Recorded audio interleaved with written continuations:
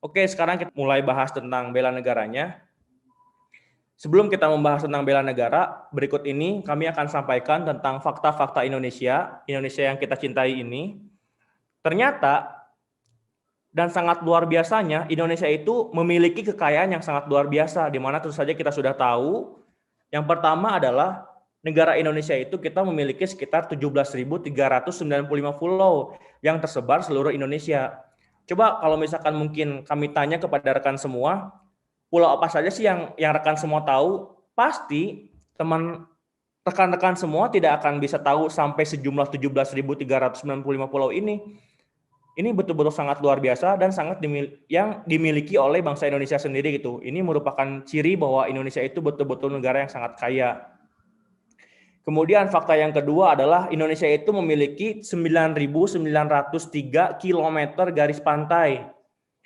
Mungkin kalau misalkan rekan semua ditanya juga pantai apa saja yang pernah dikunjungi, ya mungkin cuma bisa tahu beberapa pantainya saja gitu. Dan itu pun mungkin kalau dihitung berdasarkan kilometernya, paling kita cuma bisa baru merasakan garis pantainya itu mungkin hanya sekitar 100 meter, 1 kilometer lah. Gitu dari garis pantainya gitu. Coba bayangkan ini adalah 9.903 km garis pantai. Jadi garis pantainya gitu ya, yang panjang ini yang betul-betul luar biasa gitu bagi Indonesia, yang menandakan Indonesia itu sangat kaya. Kemudian selanjutnya, Indonesia itu memiliki 7,9 juta kilometer persegi. Jadi ini itu adalah luasnya, luas dari laut Indonesia. 7,9 juta ini dari segi luasnya kita belum memperhitungkan apa saja yang ada pada isi laut ini gitu. Tentu saja ikannya itu sebanyak apa itu sangat luar biasa gitu ya bagi Indonesia itu sendiri. Bahkan kemarin tentang kapal selam yang jatuh itu kita mengetahui bahwa ternyata kedalaman laut itu ada sekitar 10 km, bahkan ada yang lebih gitu ya. Jadi ternyata bayangkan gitu, laut ini 10 km ke bawah, kita belum bisa mengetahui isinya itu apa saja gitu. Tentu saja itu mencirikan bahwa Indonesia itu sangat-sangat kaya gitu. Oke, selanjutnya. Di sisi lain ternyata fakta Indonesia itu, kita itu memiliki sekitar 270,2 juta penduduk di Indonesia, di mana ini itu Indonesia menjadi peringkat keempat dengan negara penduduk terbanyak. Bayangkan sebanyaknya ini tentu saja kita harus betul-betul memiliki prinsip rasa bela negara gitu, harus betul-betul memiliki prinsip rasa menghormati satu sama lain dan betul-betul mengamalkan Pancasila. Karena apa? Karena kalau misalkan kita tidak memiliki hal-hal seperti itu, tentu saja pasti akan terjadi banyak masalah yang terjadi. Kemudian selanjutnya, negara Indonesia itu kita memiliki sekitar 1.340 suku bangsa gitu. Kalau misalkan ditanya juga tentang tahu apa saja sih suku bangsa yang ada di Indonesia, ya mungkin kita cuma bisa tahu sekitar 10 lah maksimal gitu tentang suku bangsa. Padahal ternyata di Indonesia itu ada sekitar 1.340 suku bangsa. Dan yang ini yang betul-betul luar biasa, yang ya tentu saja harus betul-betul disyukuri dan dipahami oleh rekan semua tentang keberagaman ini. Ternyata Indonesia itu memiliki 655 bahasa daerah gitu. Ya mungkin yang kita ketahui juga paling cuman beberapa bahasa daerah, dan itu pun kita tidak bisa gitu tentang bahasa daerah itu. Cuman tahu, sedangkan ternyata di Indonesia itu kita memiliki sekitar 655 bahasa daerah. Dan tentu saja yang tadi kami sebutkan itu hanya betul-betul sedikit kekayaan milik Indonesia. Kita belum menghitung tentang kekayaan Indonesia dalam hal pertambangan, perminyakan, tentang emas, nikel, bauksit, kemudian cadangan-cadangan yang lain gitu, tentang geotermal, di mana tentu saja negara Indonesia itu termasuk ke dalam negara yang dilingkupi oleh cincin api, yang banyak sekali pegunungannya, itu tuh merupakan suatu kekayaan bagi Indonesia itu sendiri. Nah, maka dari itu, nanti kita akan melihat sebelum membahas tentang apa hubungannya dengan bela negara, sekarang kita akan pelajari terlebih dahulu tentang sejarah singkat dari NKRI itu sendiri. Nanti tentu saja akan ada sangat hubungannya dengan bela negara. Oke, sekarang kita simak video ini. Silahkan tonton dan betul-betul perhatikan dari video ini. Oke. Kalau kita lihat sejarah, kita bisa awali dari pendirian Budi Utomo. Ya, pendirian Budi Utomo tahun 1908 yang menjadi tonggak kebangkitan nasional kita. Itu adalah para dokter yang sudah mapan, tapi memilih untuk berjuang untuk Indonesia yang merdeka. Selanjutnya pada tahun 1928 ada Sumpah Pemuda yang berikrar bahwa kita bertanah air yang satu, berbangsa yang satu, berbahasa yang satu. Selanjutnya kita merdeka dan kemudian memproklamasikan kemerdekaan kita dan menetapkan Pancasila sebagai dasar negara kita dalam pembukaan UUD 45. Tetapi kita juga harus tahu, kalian harus tahu bahwa kemerdekaan itu setelah diproklamasikan tidak dengan serta-merta diakui. Penjajah masih ingin masuk sehingga ada agresi militer pertama, kemudian kita harus melakukan serangan 1 Maret yang dipimpin oleh Panglima Besar Sudirman untuk menunjukkan Indonesia masih ada. Tahun 49 barulah kemudian melalui konferensi meja bundar kita diakui kemerdekaannya oleh Belanda. Setelah itu kita menyelenggarakan Asian Games, kemudian setelah itu ada lagi peristiwa yang membuat kita luluh lantak, G30 SPKI tahun 65. Kita tahu bahwa 7 pahlawan revolusi kita gugur pada saat itu. Dan kemudian setelah itu berganti presiden, kita membangun kembali terjadi sebuah gerakan reformasi tahun 98 di mana mahasiswa kembali turun dan menuntut untuk pergantian pimpinan, menuntut demokrasi, dan terjadilah reformasi tahun 98. Tapi demokrasi yang dituntut saat itu kita belum siap, ya, sehingga terjadilah konflik-konflik horizontal. Kita tahu di Ambon pada tahun 99 sampai 2002 ada konflik horizontal antara Islam dan Kristen. Kemudian setelah itu kita punya sejarah pahit. Tim lepas, Timur lepas tahun 99. Pada tahun 2001 terjadi konflik di Sampit antara suku Dayak dan suku Madura. Tahun 2002 ada sejarah lagi, Sipadan Legitan lepas, ya, tanpa peluru, tanpa invasi, tapi melalui Mahkamah Internasional. Kemudian Aceh juga hampir lepas, sehingga harus diberlakukan daerah operasi militer tahun 2003. Itu adalah ancaman-ancaman yang telah terjadi sepanjang sejarah bangsa Indonesia. Selanjutnya apa? Ada narkoba, ada terorisme, radikalisme, korupsi. Dan mungkin kalian masih ingat di akhir tahun lalu, tahun 2019 itu ada masalah di Papua yang menyebabkan hampir terjadi bentrok. Oke, sudah menyimak ya video dari tadi. Kalau kita Jadi di video ini betul-betul sudah dijelaskan bagaimana perjuangan para pendiri bangsa itu mulai dari 1908 dari pendiriannya Budi Utomo sampai tadi dijelaskan bagaimana sejarahnya sampai betul-betul peristiwa-peristiwa yang terjadi gitu. Kalau kita Nah, tadi yang sudah kami bahas itu tentang 2 poin yang ini. Yang pertama, menyimpulkan bahwa Indonesia itu adalah negara yang kaya, yang sangat kaya dari segi sumber daya alamnya, dari segi tadi yang sudah dibahas. Kemudian, tadi juga kita sudah melihat video dari perjuangan pendiri bangsa untuk membentuk NKRI. Maka dari itu, karena dari 2 poin ini tentu saja kita itu sebagai warga negara betul-betul harus memiliki prinsip bela negara. Kenapa? Yang pertama tadi, untuk betul-betul bisa menjaga kedaulatan negara Indonesia ini, untuk bisa menjaga kekayaan Indonesia ini, yang kita miliki ini.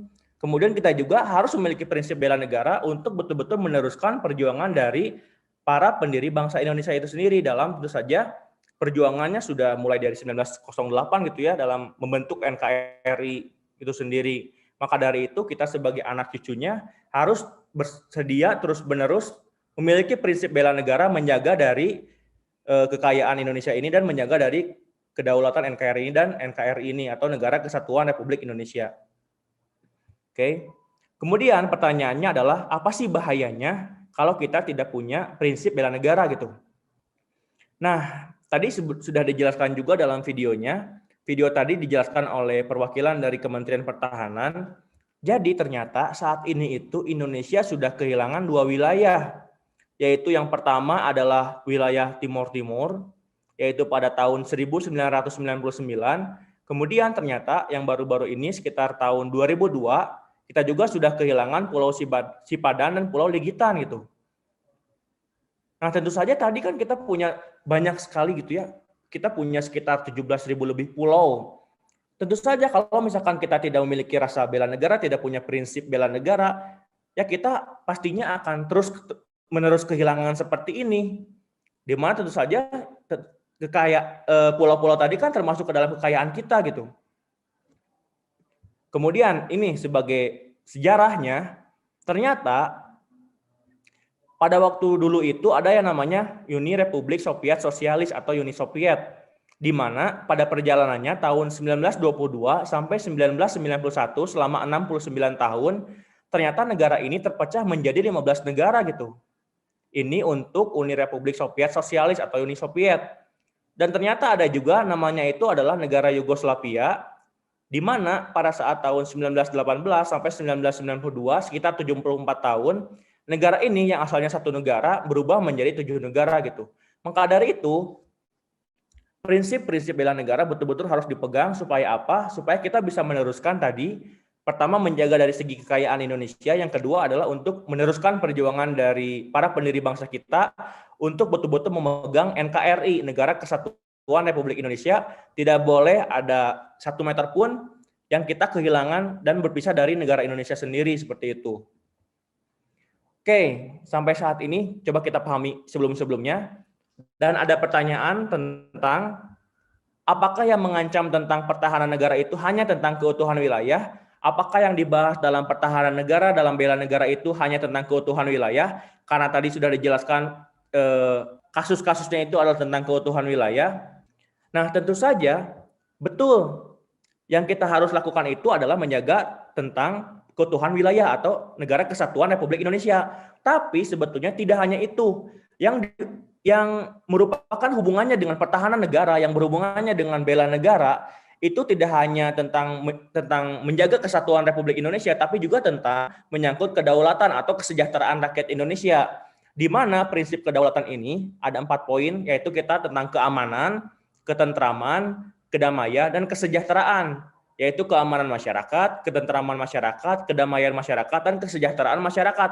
Jadi sebetulnya dalam pertahanan negara ini tidak melulu tentang mempertahankan keutuhan NKRI. Emang itu betul, tapi membahas juga tentang yang lainnya gitu, tentang kedaulatan yang lain.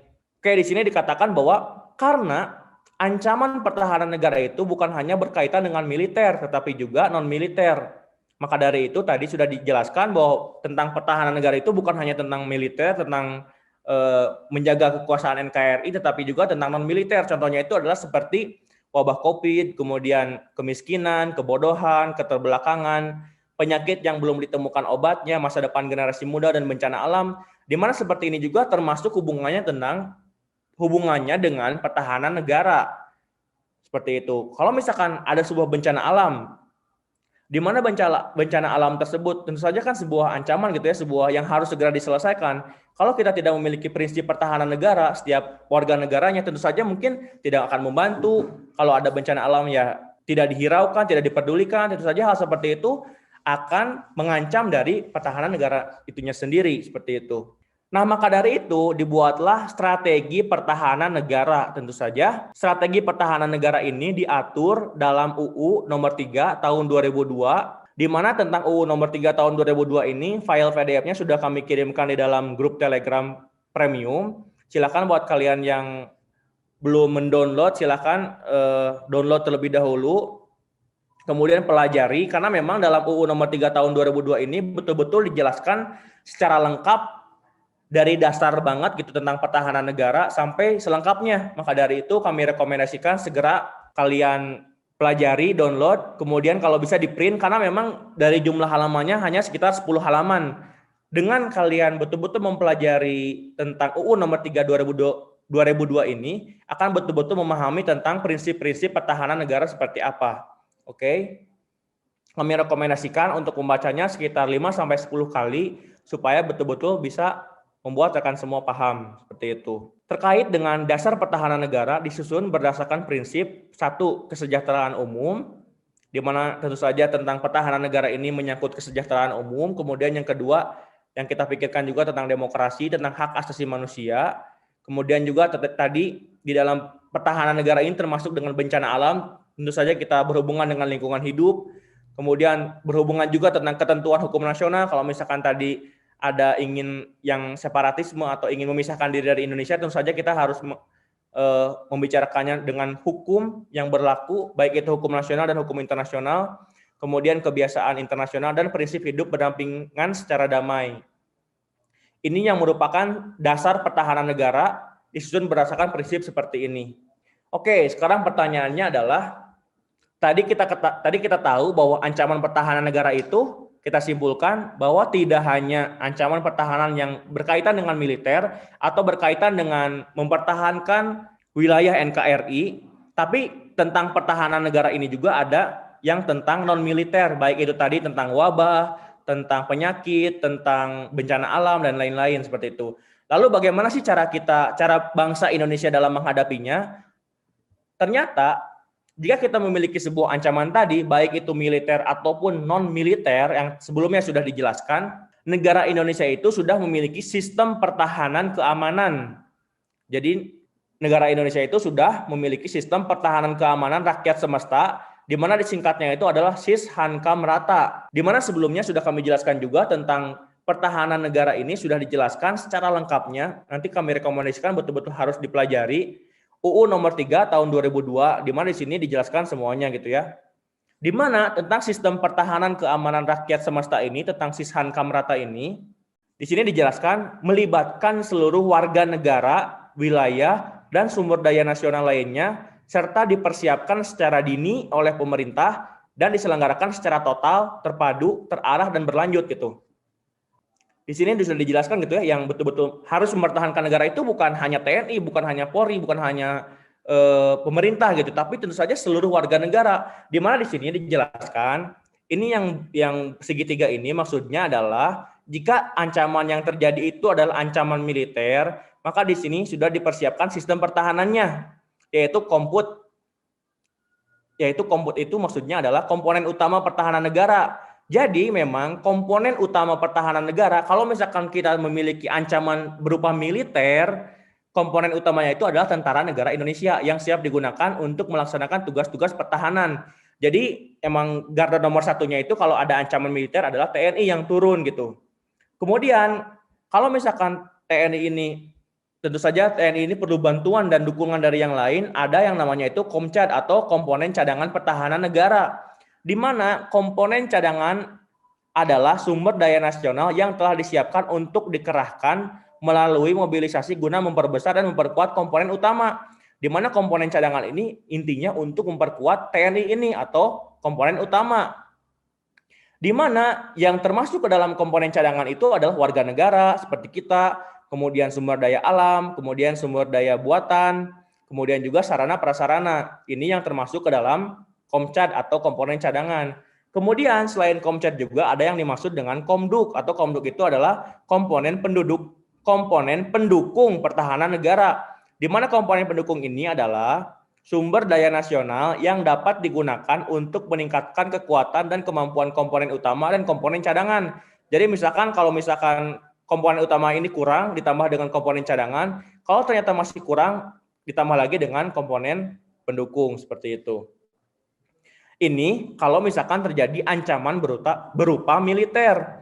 Nah, bagaimana kalau misalkan ancaman-ancaman seperti tadi, seperti non-militer, seperti wabah, bencana, tentu saja unsur utamanya itu adalah instansi yang di luar bidang pertahanan. Kalau misalkan yang berkaitan dengan non-militer, kalau misalkan masalahnya itu tentang wabah COVID, tentu saja yang mengurus itu kan tentang perawat, dokter, bidan, semuanya gitu.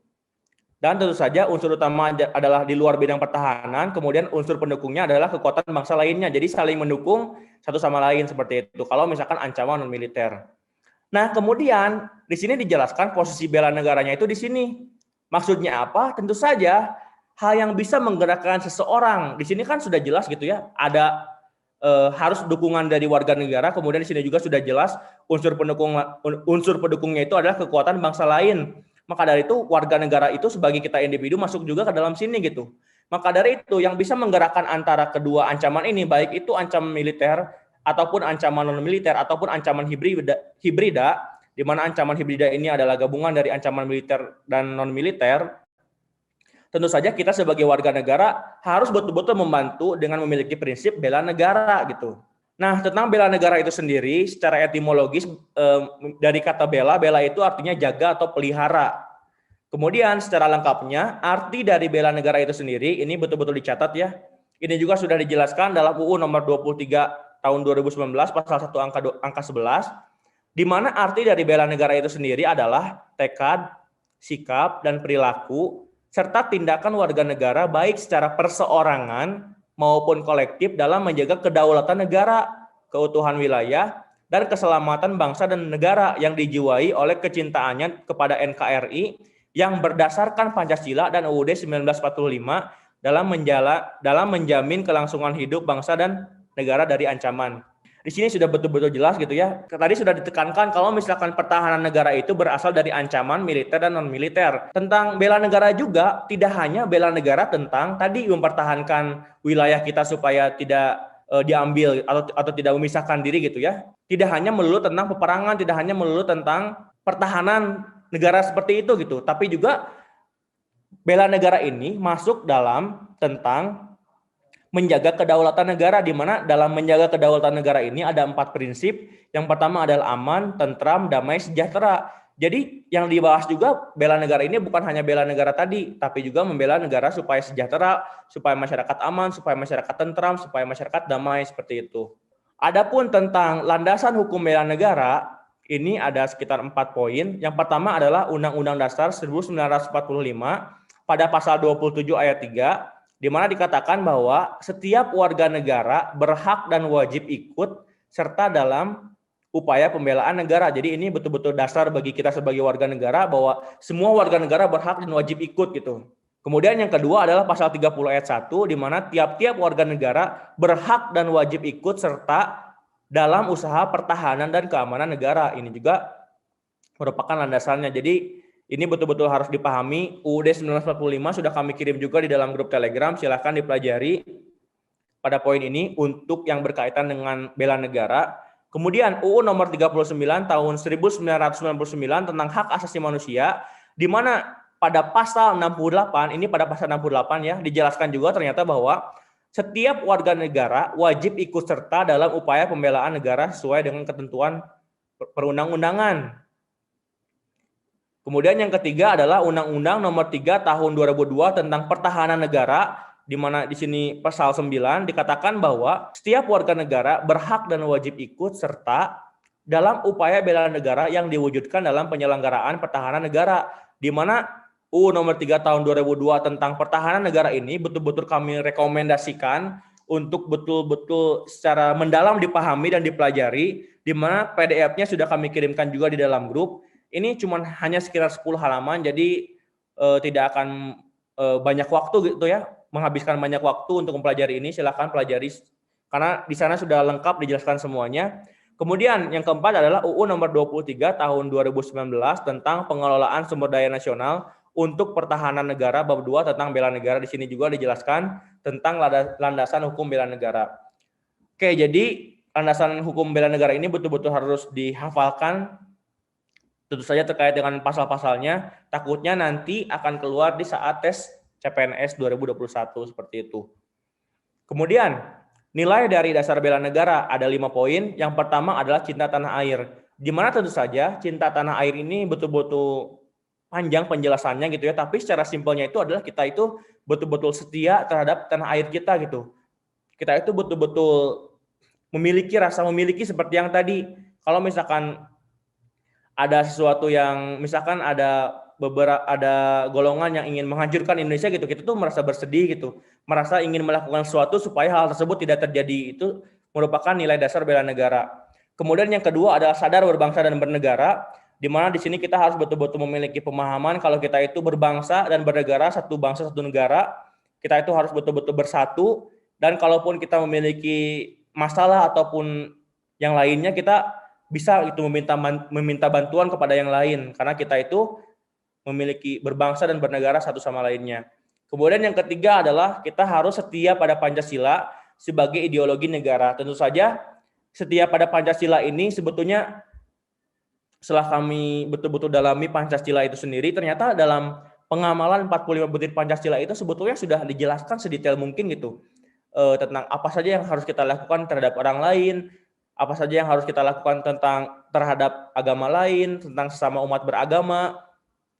Jadi kalau misalkan betul-betul kita memahami dari 45 butir Pancasila termasuk ke dalam sebuah dasar dari membela negara seperti itu. Kemudian yang keempat, rela berkorban untuk bangsa dan negara. Tentu saja rela berkorban ini di sini termasuk kita harus ikhlas, tidak pamrih kalau misalkan melakukan sesuatu yang berhubungan dengan negara, kemudian berkontribusi sekuat apapun semaksimal mungkin dari potensi yang kita miliki dikeluarkan untuk membantu, untuk bekerja, untuk berprestasi.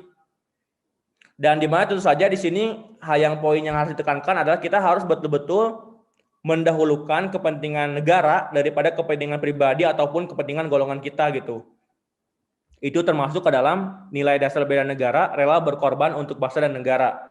Kemudian yang kelima adalah kemampuan awal bela negara, di mana di sini itu ya tentang kita mempelajari tentang belajar ilmu apapun itu, kemudian olahraga, tentu saja kan olahraga, dengan olahraga kita bisa fit, bisa juga kita menyehatkan tubuh kita sehingga kita bisa memiliki kekuatan untuk membela negara, kemudian memahami konsep bela negara pun masih masuk ke dalam kemampuan awal dalam bela negara seperti itu. Oke, dan di sini juga yang ditekankan jangan lupa Hari Bela Negara itu diperingati pada tanggal 19 Desember. Jadi setiap tanggal 19 Desember ini adalah Hari Bela Negara.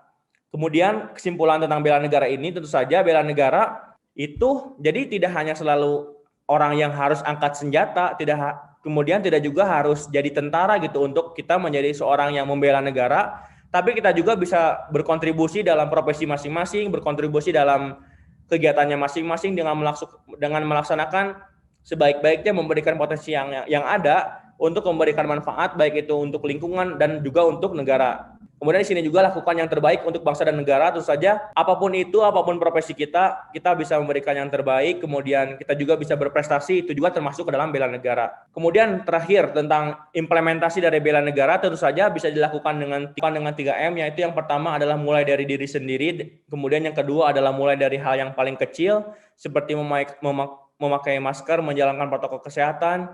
Kemudian mulai dari sekarang gitu dalam hal membela negara itu sendiri.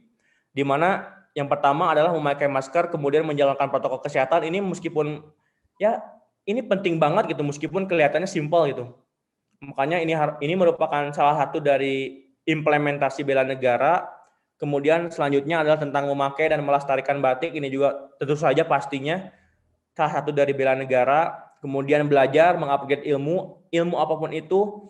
Kalau misalkan ilmu tersebut akan bermanfaat dan tentu saja tidak bertentangan dengan UUD 45 dan Pancasila, tentu saja hal tersebut adalah salah satu dari implementasi dari bela negara.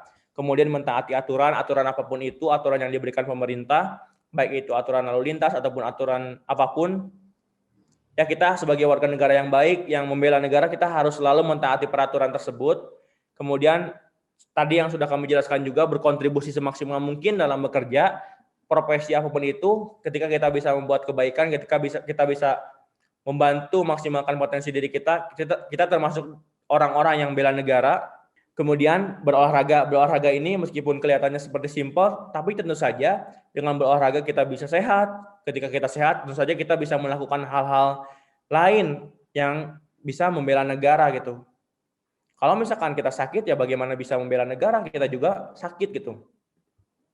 Akan terbatas yang bisa kita lakukan. Kemudian selanjutnya adalah implementasinya itu membayar pajak, di mana tentu saja pendapatan negara kita salah satunya itu adalah dari pajak. Dengan kita membayar pajak, tentu saja itu ikut memajukan dan mesejahterakan dari bangsa Indonesia itu sendiri. Kemudian yang lainnya adalah melakukan ronda atau keliling mengamankan desa kita malam-malam gitu ya. Ini juga merupakan dari pengamalan dari bela negara. Nah, pada intinya, setiap hal yang baik yang mengikuti Pancasila dan Undang-Undang Dasar 1945 pasti termasuk dalam implementasi bela negara seperti itu.